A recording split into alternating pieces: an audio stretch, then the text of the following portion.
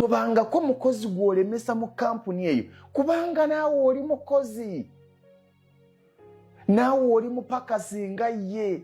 Ekibawula nti ye bamuleka eno mu lujjulungu gwe ne bakuwa woofiisi. Kyekyenjawulo kyokka, naye mwembi mugobwa era mwembi mufuna omusaala. Bw'obanga oliwo ku musaala ofaanagana n'oli. Ekyenjawulo ekibawula woofiisi kwe mutuula naye nga naawe you are an employee. Oli mukozi w'omuntu. N'olwekyo tolemesanga mukozi yenna ne bw'oba ng'omusinga amayinja. Kubanga wano w'omulemeseza ajja kgenda akola ebibye, naawe bajja kukugoba omusangeyo. Nze ndabye abakozi bangi abaali abakozi, abamu ku basajja abaali abamanyi mu makampuni ne babalemesa, n'agenda ebweru n'akulaakulana.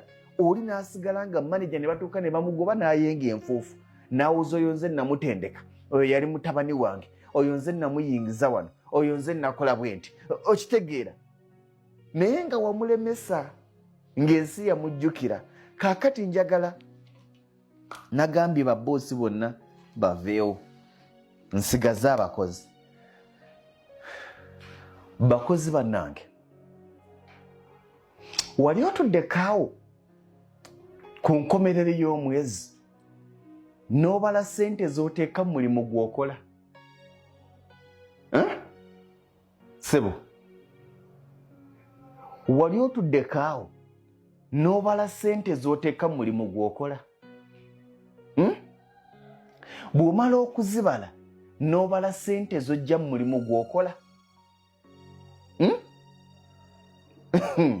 Obadde okimanyi nti waliyo abakozi bangi nga mu kampuni gye bakutiisatiisa enkya n'eggulo okugoba ate osasula okuba ng'okolerayo? Mbuuza nti otya?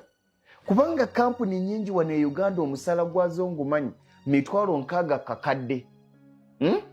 Naye njagala obalemu ssente mmeka zossaamu okutuukiriza ogwo omulimu ogukusasuza akakadde.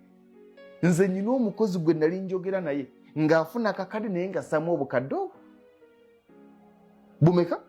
2. Ojja kwebuuza nti kijja kitya ge mazima agakaawa.